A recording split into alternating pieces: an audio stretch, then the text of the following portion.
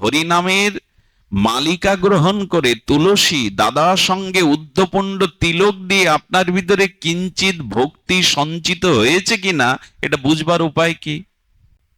শুধু ভক্তগণ, দেখুন, যখন হরি কথাতে রুচি হবে না আপনার, তখন আপনার অবস্থা হবে মিন বা মাছের মতো।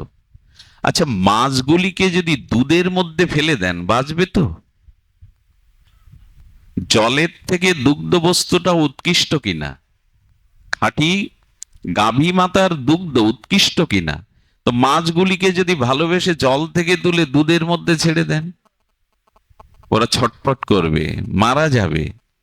তেমনি যাদের হরিকথাতে রুচি হয়েছে, যাদের ভগবানের চরণে আসক্তি এসেছে, তাদেরও তেমনি ভগবানের কথা, ভগবানের লীলা, ভগবানের চিন্তা ব্যতীত, ভগবানের গুণগাথা ব্যতীত বিষয়ের মধ্যে গেলেই তারা, দুধের মধ্যে গেলেই তারা ছটফট করতে থাকে, তাদের ভালো লাগে না। এটাই হলো লক্ষণ। তাদের ভালো লাগবে না, কোনোদিনই লাগবে না। এজন্য সাধু সঙ্গে হরিকথাতে রুচি আনুন।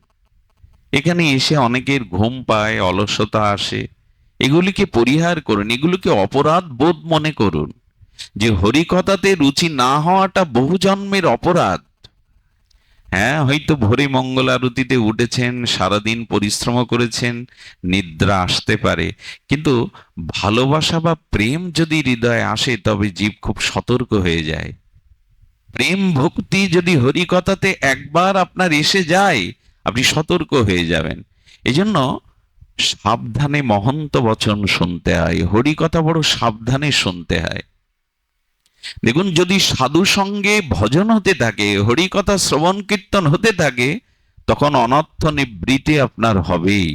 আর অনর্থ নিবৃত্তি যখন হবে, আপনার ভিতরে বিন্দু বিন্দু আকারে, আর সিন্ধু থেকে বিন্দু বিন্দু আকারে ভক্তি সঞ্চারিত হতেই থাকবে। ক্রমত বলা আছে, আদৌ শ্রদ্ধা, অথ সাধু সঙ্গ, অত ভজন ক্রিয়া, অথ অনর্থ নিবৃত্তি, নিষ্ঠা, রুচি, আসক্তি, আর ভাব, ভক্তি, প্রেম। এই 9টা সিঁড়ি, এই 9টা সোপান। প্রথমে শ্রদ্ধা, দ্বিতীয় সাধু সঙ্গ, তৃতীয় হরিকথা রূপ হরিনাম রূপ ভজন ক্রিয়া, চতুর্থ অনর্থ নিবৃত্তি, পঞ্চমত নিষ্ঠা, তারপরে রুচি, তারপরে আসক্তি, তারপরে ভাব, ভাব পরিপক্ক দশায় ভক্তি বা প্রেম। এই সিঁড়িতেই প্রথম পা দিতে হবে, প্রথম বিন্যস্ত করতে হবে নিজেকে শ্রদ্ধায়। শ্রদ্ধার পরে সাধু সঙ্গ, সাধু সঙ্গতে ভজন, হরিকথা হরিনাম গ্রহণ। আচ্ছা, এই ক্রিয়ার দ্বারা আপনার চিত্তে এতদিনই বিন্দু আকারে সিন্ধু থেকে ভক্তি প্রবেশ করেছে কিনা বুঝবেন কি করে? খুব মার্মিক কথা। আপনার মধ্যে এ যাবৎ কাল হরি ভজন করে সদ্গুরুর চরণাশ্রয় পূর্বক হরিনামের মালিকা গ্রহণ করে তুলসী দাদা সঙ্গে উদ্ধপুণ্ড তিলক দিয়ে আপনার ভিতরে কিঞ্চিত ভক্তি সঞ্চিত হয়েছে কিনা এটা বুঝবার উপায় কি? কি করে বুঝবেন যে আপনার চিত্তে ভক্তি দেবী হৃদয় সিংহাসনে কিঞ্চিত প্রবেশ হয়েছে কিনা? এটা বুঝবার উপায় হলো তখন কি হবে জানেন? একজন ভক্তিমার্গী সাধক, রামানুজাচার্যের সম্প্রদায়ের সাধক, একটা ঘরে কোন রকমে পাটা বিছিয়ে শুয়ে পড়ে ভজন করছেন। বৃষ্টি ঝরেছে, আর রাতের প্রথম প্রহরে সে মনে করেছে বৃষ্টির মধ্যে কোনো পথিক যদি এসে যায়, তাহলে তো দুজন এখানে শয়ন করা যাবে না, দুজন বসেই ভজন করব। বৃষ্টির মধ্যে কোনো আগন্তুক পথিক কষ্ট পেয়ে আসতে পারে, তার চিন্তাটা আগে এসে গেছে। নারায়ণ নারায়ণ বলতে বলতে একজন যেই এসেছে বলছেন আপনি ভেতরে আসুন। দুজন তো শোয়ানো যাবে না, বসে বসেই নারায়ণ নারায়ণ শুরু করেছে। আবার মনে হচ্ছে তৃতীয় ব্যক্তি যদি আসে, যদি তৃতীয় ব্যক্তির প্রবেশ ঘটে, তখন তিনজন তো বসাও এখানে যাবে না, তো তিনজন উঠে দাঁড়িয়েই ভজন করব সারা রাত, তাতে আর কি হয়েছে? তিনজন আর একজন পথিকে আসার সাথে সাথে বলে আসো আসো আসো বলে তিনজন নারায়ণ নারায়ণ বলে জপ করতে শুরু করেছে। আবার মনে হয়েছে যদি আর একজন আসে, সর্বনাশ। যদি আর একজন আসে তো কি করব? বললো কি আর করব, নিজের নিজেরা কষ্ট সহিষ্ণু স্বীকার করেই চারজন দাঁড়িয়ে দাঁড়িয়ে সারা রাত ভজন করব। হ্যাঁ, বলতে বলতেই নারায়ণ নারায়ণ বলে আর একজন এসেছে। তো যেখানে একজন শয়ন করতে পারে না, চারজন সেখানে সারা রাত যখন গায়ে গা দিয়ে আর কষ্ট সহিষ্ণু হয়ে থাকলো, কিন্তু আর তিনজন দেখলো চতুর্থ জন আসার সাথে সাথে তাদের শরীরের আর কোনো ক্লেশ বা কষ্ট নাই। একটা দিব্য গন্ধ, দিব্য আনন্দ, হৃদয়ে শতরুচ্ছারিত ঝর্ণার মতো আনন্দ ধারা বইছে। রাতটা কোথায় পরমানন্দে কেটে গেল বুঝতে পারেনি। সকালে সূর্যের আলো হওয়ার সাথে সাথে দেখলেন চতুর্থ জন আসলে নারায়ণ নিজেই এসেছিলেন। নারায়ণ নিজেই এসেছেন। ভক্তি আপনার ভিতরে প্রবেশ করেছে কিনা বুঝবার এই উপায়। তখন একা আপনি ভোগ করতে চাইবেন না, সবাইকে আশ্রয় দিতে, সবাইকে শান্তি দিতে আপনার মনে সুখ চাইবে। বোঝা গেল? যখন নিজের সাথে সাথে আপনি অন্যের কথা ভাবতে শুরু করবেন, অন্যের কল্যাণ, অন্যের মঙ্গল, অন্য জীবগুলিও ভগবতমুখী হোক, তারাও শান্তি লাভ করুক, এই ভাবনাটা উদয় হয়েছে মানেই জানবেন কিঞ্চিত ভক্তি দেবে আপনার হৃদয় সিংহাসনে। আমি একাই বক্তা হব, একাই আমার নাম আকাশে বাতাসে ছড়াবে, একাই আমি রাজত্ব করব, জানবেন ভক্তি যা ছিল তা ওর হৃদয় থেকে সব চলে গেছে। আচ্ছা, ভক্তি ভেতরে প্রবেশ করেছে বুঝবার আর একটা উপায় আছে। উপায়টা কি? যারা ভজন করে না, খুব মন দিয়ে শুনুন, যারা ভগবত ভজন করে নিষ্কপটে, তাদের এই ভজনের সাথে সাথে কিছু সিদ্ধি এসে পড়ে। সিদ্ধি মানে বোঝেন তো?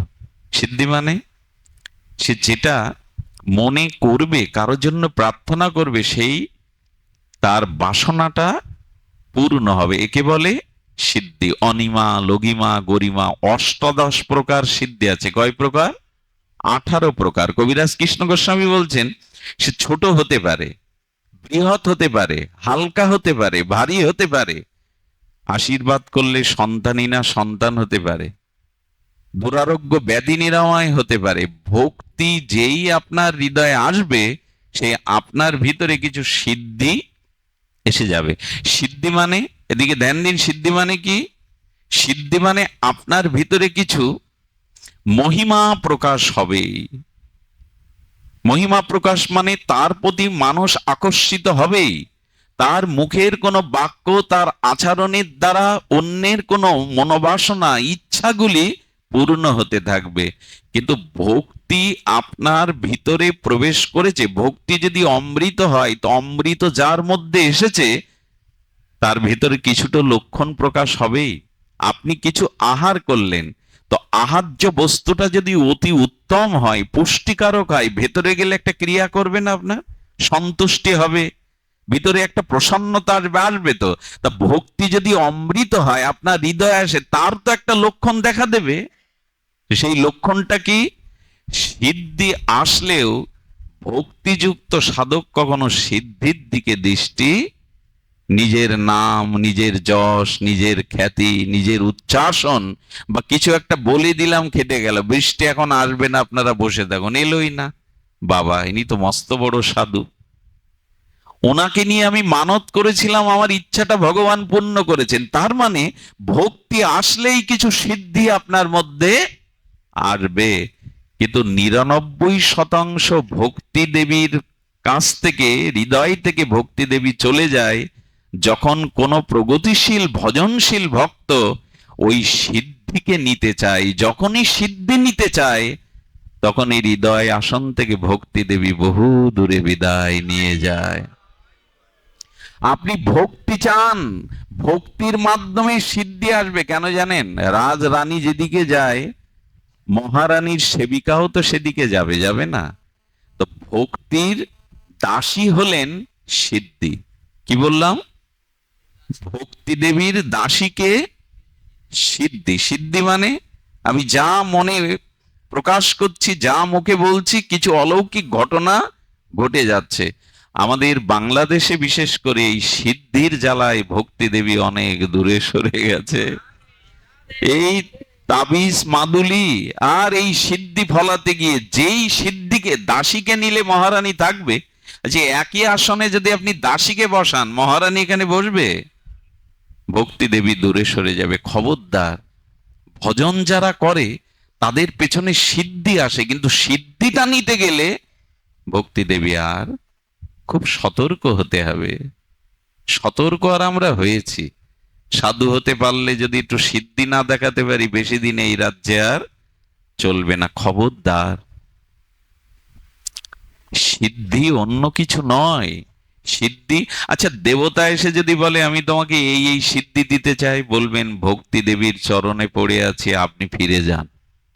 তখনই বোঝা যাবে আপনার ভিতরে ভক্তি এসছে। দেব দেবী মহাত্মারা অলক্ষ্যে যদি বলে আমি তোমাকে এই সিদ্ধি দিতে চাই, বলবেন আপনি আপনার জায়গায় থাকুন, ভক্তিকে আমার হৃদয়ে থাকতে দিন। আগেকার দিনে শুনতাম সাধু হতে গেলে একটু কবিরাজি জানতে হয়, জ্যোতিষ শাস্ত্র জানতে হয়, ঝাড়ফু জানতে হয়। এগুলো সাধুর কাজ না। সাধুর কাজ এগুলি না। জাদুকরি কাজ সাধুর হতে পারে না। সাধু এগুলি কখনোই ফেসে যাবে না, তাহলে তার হৃদয় থেকে ভক্তি দূরীভূত হয়ে যাবে। এই জন্য দাসীকে না নিয়ে মহারানীকে হৃদয়ে নেন। দাসীকে কেন নিতে যাবেন? একটা ঘটনা বললে পরিষ্কার হতে পারে। এক যোগী চলেছে, কি বললাম, যোগী, তার সিদ্ধিপ্রাপ্ত যোগী, মহাযোগী, সাথে চলেছে এক সরল অবুঝ ভক্ত। দুইজনে যেতে যেতে কিছু পথ আর কাঠ খড় পুড়িয়ে তপ্ত রৌদ্রে চলতে চলতে যোগী বলছেন আমার পিপাসা লেগেছে, সঙ্গে সঙ্গে সরল ভক্তটা বলছেন আমার গোবিন্দেরও পিপাসা লেগেছে। বুঝতে পারছেন? ও বলছে আমার গোবিন্দের পিপাসা লেগেছে, যোগী বলছেন আমার পিপাসা লেগেছে। সামনে একটা কুয়ো দেখলেন, শীতল জলের কুয়ো। যোগী গিয়ে দেখছেন কুয়োর জলটা অনেক নিচে। উনি হাতটা বাড়ালেন, বিড় করে কি বললেন, হাতটা 10-20 হাত লম্বা হয়ে গেল, কুমন্ডল দিয়ে জল তুলে পান করলেন। ভক্তকে বলছে তুমি তো ভক্ত, বললে তোমার গোবিন্দের পিপাসা লেগেছে, তো তুমি একটু সিদ্ধি খাটাও। ভক্ত তখন কাঁদতে বসেছে, আমি তো সিদ্ধি জানি না। ভক্ত তখন কাঁদতে বসেছে, আমি তো সিদ্ধি জানি না, আমার গোবিন্দের পিপাসা লেগেছে, গোবিন্দেরই লীলা খেলা, গোবিন্দেরই ইচ্ছায় তিনি চাইলেই জল পাবেন। আমি বাবা কোনো সিদ্ধি? তাহলে আর এতদিন করলেটা কি? গোবিন্দ গোবিন্দ করে করলে কি যদি কোনো সিদ্ধিই না আনতে পারো? যেই বলেছে, বলে প্রভু তোমার পিপাসা লেগেছে, তুমি উপায় করো, যেই বলেছে ফোয়ারার মতো, মেশিনের মতো জল কোন নিচে থেকে উপরে উঠতে শুরু করেছে। যেই উপর পর্যন্ত উঠেছে, যেই উপরে শতোচ্ছ্বারিত উঠেছে, ওখান থেকে জল নিয়ে কি করেছে, পাত্র নিয়ে গোবিন্দকে নিবেদন করছে। ভক্তের নিয়ম, ভগবানকে না দিয়ে সে কিছু পায় না। ভগবানকে দিয়ে পাওয়ার পরে যোগী মাথায় হাত তুলেছে, যে আমার থেকে বড় যোগী, আমি তো হাত বাড়িয়ে নিলাম, এর জল তো উপরে এলো। আরে ভাই তুমি তো আমার থেকে বেশি সিদ্ধি জানো। বললেন বিশ্বাস করো, আমার সিদ্ধি কি শব্দের অর্থ আমি জানি না। আমি ভগবানকে ভালোবেসেছি, আর এইটা ঘটেছে কেন জানো? এটা আমার ভগবানের লীলা। তার পিপাসা লেগেছে, তার জল পান করার ইচ্ছা জেগেছে, তিনি জল উপরে তুলে তিনিই পান করেছেন, এ সবই তার লীলা। অর্থাৎ কোন ভক্তের মধ্যে দিয়ে যদি অলৌকিক কিছু ঘটেও যায়, ভক্ত ভাববে আমাকে নিয়ে ভগবান লীলা বা খেলা করছেন, এতে আমার কিছু নাই, এতে আমার কোনো মহিমা এর সাথে যুক্ত কখনো নয়, কখনো নয়। তবে একটা কথা বলি, সিদ্ধি প্রকট না করলেও ভক্ত যা যা প্রার্থনা করে দেয় ভগবানের কাছে, ভগবান নিজে সেটা পূরণের জন্য ব্যস্ত হয়ে যান। ভক্তের কোনো ইচ্ছা যদি তার মঙ্গল হয়, ভক্তি বৃদ্ধি পায়, ভগবান সেটা অপূর্ণ রাখেন না। সিদ্ধিকে কিভাবে এড়িয়ে যায় জানেন ভক্তরা? কথাটা খুব জানা দরকার, কারণ বর্তমান সমাজ ফেসে গেছে, যে যতই সিদ্ধি দেখাতে পারে সে সাধুর তত বেশি প্রতিষ্ঠা, তত বেশি তার পেছনে লোক দৌড়াবে। আমার মনে হয় কি জানেন, যে মন্দিরে ভাড়া বাঁধলে, যে মন্দিরে মানত করলে ইচ্ছা বা কামনা পূর্ণ হয়, সেই সব মন্দিরে দেখুন লাইনের পর লাইন লেগে আছে, কিন্তু 250 বছর 300 বছরের পুরানো ভগবানের মূর্তি পড়ে আছে, সেখানে প্রদীপ জ্বালাবারও কেউ নেই। কারণ কি জানেন, এখানে তো কোনো কামনা পূর্ণ হবে না, এই জন্য ওখানে লাইন লাগে না। খবরদার, এরকম এই এই অবস্থায় যদি ফেসে যান, আদৌ কোনোদিন ভক্তি আপনার কাছে ধরা দেবে না। এই জন্য সৎ সাধুরা নিজের কোনো অলৌকিক তত্ত্ব প্রকাশ করতে চান না। বারবার বারবার সিদ্ধি এলেও তাকে দূরে সরিয়ে রাখেন। আমি কিছু জানি না, আমি অধম, আমার দ্বারা কোনো কিছু সম্ভব নয়। সিদ্ধি ভক্তদেরই তো থাকে। হরিদাস ঠাকুরকে 22 বাজারে বেত্রাঘাত করতে করতে, আর কাজীর সেনারা বলছে তোমার মধ্যে আল্লাহ না হরি, এক বাজারে মারলে মানুষ মারা যায়, তোমাকে 22 বাজারে রক্তাক্ত করেও তুমি মরছো না, আরে তুমি না মরলে তো আমাদের গর্দান দেবে। হরিদাস ঠাকুর তখন বললেন, আমি না মরলে তোমাদের মরতে হবে? তাহলে এক কাজ করো, আমি দেহটাকে স্থির করে ফেলছি, লোক জানবে আমি মারা গেছি, তবে আমাকে পুড়িও না, কবরে দিও না, আমাকে নদীর জলে ভাসিয়ে দিও। ঠাকুর সমাধিস্থ হলেন। আচ্ছা, এই সিদ্ধি হরিদাস ঠাকুরের কোথা থেকে এলো? করেন তো নাম, হরি নাম। নিজেকে কি করলেন? সমাধিস্থ করলেন। নিঃশ্বাস নেই, সবাই বলল মারা গেছে মারা গেছে, ফেলে দাও। হিন্দু কি মুসলমান জানা নেই, ফেলে দাও। ঠাকুর হরিদাসের দিব্য চিন্ময় দেহ ভেসে যাচ্ছে, আর অদ্বৈত আচার্য বাবলা তলায় বসে দেখছে একটা লাশ ভেসে যাচ্ছে, কিন্তু তার মুখ দিয়ে একটা শব্দ আসছে, হরে কৃষ্ণ হরে কৃষ্ণ কৃষ্ণ কৃষ্ণ। বলেন, বারে, মরা মানুষই তো ভাসে, জীবন্ত মানুষ তো নদীতে ভাসে না। অদ্বৈত আচার্য তুলে এনে দেখলেন সমস্ত গায়ে আর চাবুকের আঘাত, সমস্ত দেহে চেতনা নাই, কিন্তু তার বদনে কৃষ্ণ কৃষ্ণ কৃষ্ণ এই শব্দ উচ্চারণ হচ্ছে। এ কি কম সিদ্ধি? কিছু অপরাধ নেবেন না। মদীয়শ্রী গুরু মহারাজ একবার দিল্লিতে ভর্তি হয়েছিলেন। দিল্লিতে ভর্তি হওয়ার পর ডাক্তার বললেন ওনার শরীরে কোনো চেতনা নাই, কিন্তু সন্ধ্যার সময় ডাক্তার দেখছেন উনি কড়গুলো দিয়ে দিয়ে জপ করছেন। কোনো শরীরে চেতনা নাই, কিন্তু হাতের কড়গুলো ভগবানের দিব্য নামে। বললেন এটা সম্ভব না, ডাক্তারি শাস্ত্রে এটা সম্ভব না। সম্ভব, ওদের সম্ভব, ভক্তির দ্বারা সম্ভব। এজন্য কোন নিষ্কিঞ্চন সর্বত্যাগী সন্ন্যাসী যেমন কোন বিষয় গৃহীর 10 তলা 15 তলা অট্টালিকার দিকে চেয়ে দেখে না কত সুন্দর বাড়ি তৈরি করেছে, যেমন উপেক্ষা করে বাড়ির পাশ দিয়ে চলে যায়, তেমন যাদের হৃদয়ে ভক্তি এসেছে তারাও সিদ্ধিকে ওই নিষ্কিঞ্চন বাবাজির ধনীর অট্টালিকা দেখে যেমন উপেক্ষা করে চলে যায়, তারাও সিদ্ধিকে না নিয়ে তারাও উপেক্ষা করে চলে যায়। সিদ্ধি চায় না, ভক্তি চায়, তোমার ভজন চায়। সিদ্ধি নিয়ে আমি করব কি? আর ভক্তি যদি হৃদয়ে প্রবেশ করে, তুষ্টি পুষ্টি ক্ষুধা নিবৃত্তি অনুঘাসমা, এক গ্রাস অন্ন মুখে তুললে যেমন একই সাথে তুষ্টি হয়, আর শরীরে প্রবেশ করলে পুষ্টি হয়, আর ক্ষুধাও চলে যায়, নিবৃত্তি হয়, তেমনি কিঞ্চিত ভগবত ভক্তি হৃদয় প্রবেশ করলে চিত্ত এত প্রফুল্লিত হয় যে সে যেদিকে চায় সেদিকেই মঙ্গল হতে থাকে। তার গায়ের বাতাস যেখানে লাগে সেখানটা পবিত্র হয়ে যায়। তিনি যেখানে যেখানে চরণ ধুলি দেন সেই ধুলিগুলোও পবিত্র হয়ে যায়, যদি কারোর ভিতরে ভক্তি প্রবেশ করে। এটাই ভক্তির লক্ষণ।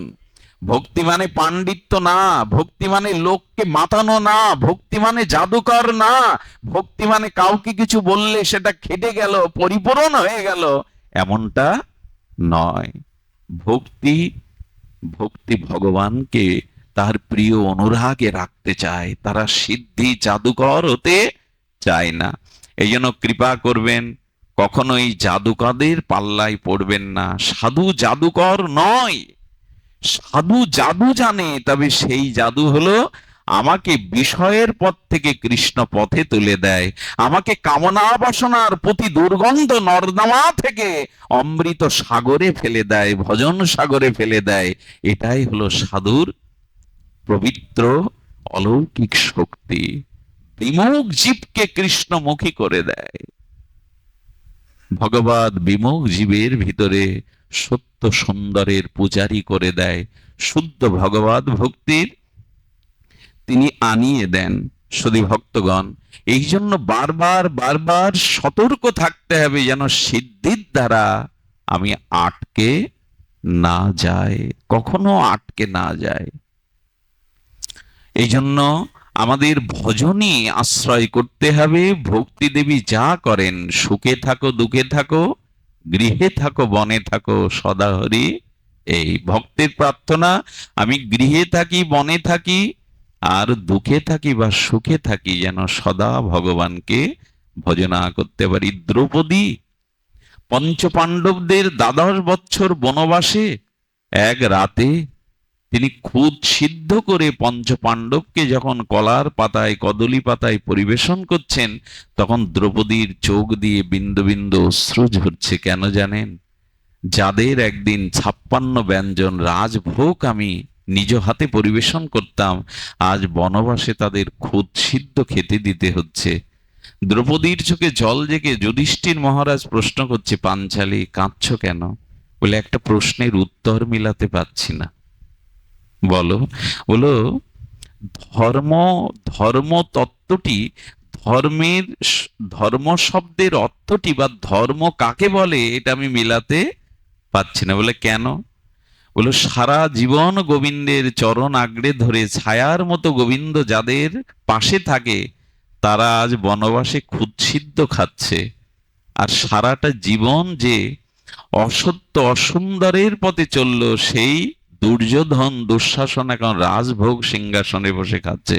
আমি বুঝলাম না ধর্ম প্রকৃত কি। আমাদের মনেও জাগে, প্রভু এত ভজন করি, এত তোমায় ডাকি, কেন রোগ যায় না, শোক যায় না, বিপদ যায় না, সংকট যায় না? আমরা এরকম বলে বসি।